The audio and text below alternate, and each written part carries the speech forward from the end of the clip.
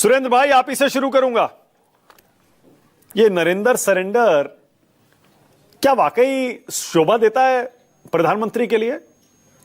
Surendra Rajput sir, बिल्कुल आपने सही कहा कि प्रधानमंत्री के लिए क्या शोभा देता है।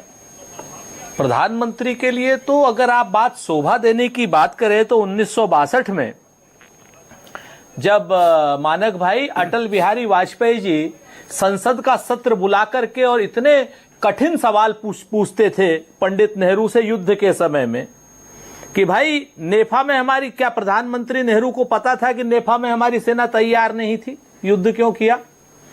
जब वो पूछते थे 5 सितंबर से और 20 अक्टूबर के बीच में हमले पर भारत की तैयारी क्या थी, लेकिन कभी नेहरू ने तो ये नहीं कहा ना कि भाई ये गद्दार हैं, ये पाकिस्तानी हैं या ये चाइनीज एजेंट हैं। उन्होंने तो सारे सवालों के संयम से जवाब दिए। आज की डेट में ये जो सबसे बड़ी समस्या हो रही है कि हम सवाल पूछ रहे हैं और हमें गद्दार बताया जा रहा है। हम सवाल पूछ रहे हैं कि सेना के शौर्य और पराक्रम और जो व्यावसायिक दक्षता जिससे पाकिस्तान को हमने बिल्कुल पूरी तरीके से नेस्त नाबूद कर दिया था, आतंकी अड्डों को खत्म कर दिया था, हमने उनके एयरबेस को नष्ट कर दिया था, हमने पाकिस्तान की आतंकी सेना जो है पूरी तरीके से घुटनों पर आ गई थी, बड़े बड़े एयरबेस नष्ट होते जा रहे थे, बड़े बड़े उनके एयर डिफेंस सिस्टम खत्म हो गए थे, सेना पीओके को लेने तैयार खड़ी थी, बलूचिस्तान को आजाद कराने के लिए तैयार खड़ी थी। आखिर हो क्या गया? अचानक से एक ट्वीट आया और आपने सीज फायर कर दिया। पीओके ले लेते, हमारे लिए आराम था। अमित शाह जी कह रहे थे कि 3 दिन अगर नेहरू जी ने वो किया होता और युद्ध 1948 में लड़ा होता तो पीओके हमारा होता। हम ये अगर ये सवाल पूछते तो हम कहां से गद्दार हो गए सवाल के जवाब देने की जगह? अगर हम 16 दल, पूरा राजनीतिक जमात विपक्ष कह रहा है कि एक विशेष सत्र बुला लीजिए, सवाल जवाब हो जाए। जब सवाल जवाब होने के नाम पर हमें कभी आसिफ मुनीर बना दिया जाता है, कभी कुछ बना दिया जाता है। 21 दिन में 11 बार अगर डोनाल्ड ट्रंप लगातार, वो अमेरिका के राष्ट्रपति को घसियारे तो है नहीं, लगातार 11 बार कह रहे हैं कि साहब मैंने युद्ध सीज फायर कराया, मैंने न्यूक्लियर वॉर रुकवाई, पाकिस्तान और हिंदुस्तान से मैंने कहा कि पाकिस्तान आप आइए ट्रेड कीजिए, और ट्रेड में भी क्या कीजिए पता नहीं, और ट्रेड कीजिए। और दोनों के नेता महान हैं, दोनों प्रधानमंत्री। शहबाज शरीफ जो पाकिस्तान का कठपुतली प्राइम मिनिस्टर है सेना का, वो हमारे यहाँ के, हमारे मतभेद है प्रधानमंत्री से, लेकिन जनता के चुने हुए प्रधानमंत्री हैं, और जनता के चुने हुए प्रधानमंत्री को वो पाकिस्तान की जो सेना का चुना हुआ कठपुतली से वो कर रहा है, बराबरी कर रहा है। उसमें नरेंद्र मोदी जी आज तक बोल क्यों नहीं रहे?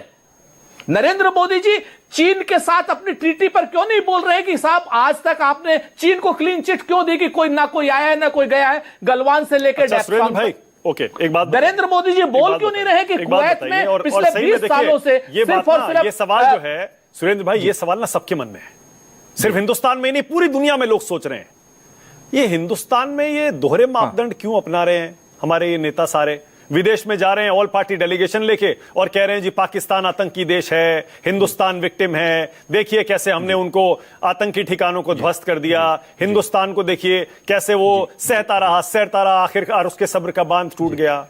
वहां कुछ और, देश में कुछ और। मतलब हम विदेश में जाके झूठ बोल रहे हैं या देश में झूठ बोल रहे हैं? कुछ तो गड़बड़ है ना? नहीं, ये डिफरेंस क्यों है? ना, बिल्कुल कोई गड़बड़। अरे मानक भाई सुन लीजिए ना, थोड़ा शांति रखिए, आपको मजा, सवाल का जवाब मिल जाएगा। काहे परेशान हो रहे? हम लोग झगड़ालू भाई हैं, हम और भाजपा। हम कह रहा, हमारे घर के अंदर हम खूब अपने मतभेद करेंगे, आपस में एक दूसरे से बात पूछेंगे क्या किया क्या नहीं किया, लेकिन किसी तीसरे के सामने तो हम पहले भी एक थे, आज भी एक और हमेशा एक रहेंगे। क्यों नहीं रहेंगे? पाकिस्तान के खिलाफ तो हम सब एक है, चाहे भाजपा हो, कांग्रेस हो, सपा हो, बसपा, भाजपा ना माने, लेकिन हम तो एक थे, एक हैं और एक रहेंगे। 144 करोड़ एक रहेंगे। दुनिया की कोई ताकत नहीं हमको अलग कर सकती, दुनिया की कोई ताकत पानी में लाठी नहीं मार सकती। लेकिन जब घर पे आएंगे तो घर के मुखिया से अंदर ही अंदर हम पूछेंगे ना कि मुखिया जी गड़बड़ क्या हुई जब हम पीओके ले सकते थे? मुखिया जी, मोदी जी गड़बड़ क्या हुई जब हम क्या नाम बलूचिस्तान ले सकते थे? मुखिया जी चीन की हिम्मत कैसे पड़ रही है, कह रहा है कि ब्रह्मपुत्र का पानी रोक देंगे। अरे मुखिया जी बताइए ना हमको, क्या नाम डेप्सांग से लेके गलवान तक आप कह रहे थे कि आप कोई आया है ना कोई गया है, जिससे चीन का पक्ष मजबूत हो गया। मुखिया जी बताइए ना, आपका विदेश मंत्री जे कह रहा था कि हमने पहले ही हमले से पहले बता दिया उनको, क्या मुखबरी करी थी क्या? तो अब सुरेंद्र मुखिया भाई- जी का यानी प्रधानमंत्री सुरेंद्र जी भाई, का ये आपने कहा पक्ष- झगड़ालू भाई, जी आपने कहा झगड़ालू भाई, ऐसे जी। कौन से झगड़ालू भाई होते हैं जो एक बिल्कुल। दूसरे को गद्दार कहने लगते हैं? आप भी कैसी बात कर रहे हैं? अरे भाई हैं, झगड़ालू, लड़िए, सवाल पूछिए, जवाब दीजिए। गद्दार कहेंगे एक दूसरे को? हाँ। राहुल मुनीर, नरेंद्र सरेंडर, मैं पता नहीं क्या बता क्या।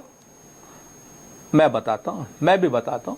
राहुल मुनीर या नरेंद्र सरेंडर को हमने, नरेंद्र को ट्रंप नहीं किया, ना नरेंद्र को हमने क्या नाम किसी आतंकी से, हाफिज सईद से नहीं जोड़ा, ना हमने किसी से जोड़ा। अब ये सवाल तो भाजपा से पूछा जा रहा है। हमने भाजपा को गद्दार नहीं आपने जो जयशंकर को जोड़ा ना, मुखबिर कहा, जयचंद कहा, क्या क्या कहा आपने, जे कहा बाकायदा लिखकर। मैं बता एक मिनट मैं बताता हूं।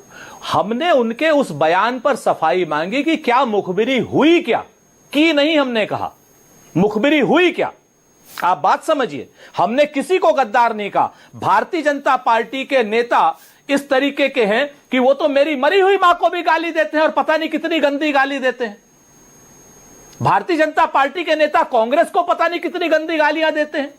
और भारतीय जनता पार्टी के इस झगड़ालू भाई से पूछा जाना चाहिए कि भाई आप गाली गलौज सवालों की जगह क्यों करें, सवालों के जवाब दे दो। हम तो विपक्ष वाले लोग हैं। जफर इस्लाम, हाँ, हम यहां पर सत्ता में होते, अगर हम यहां पर सत्ता में, 2 मिनट सर, सिर्फ 10 सेकंड, अगर हम सत्ता में होते तो हम सवाल के जवाब न दे रहे होते तो बताइए, नेहरू जी से लेकर के और डॉक्टर मनमोहन सिंह तक हमने सारे सवालों के जवाब दिए। 26/11 पे भी हमने विशेष सत्र बुला करके जवाब दिया। और ये लोग सब चीजें कर रहे हैं, सिर्फ जवाब नहीं दे रहे हैं। और जवाब न देना पड़े इसके लिए सेना के पीछे छुप रहे हैं। अपनी कायरता को सेना के पीछे क्यों छुपाते हो आप? ओके, आइए जफर इस्लाम, जफर भाई अब आप ही बताइए।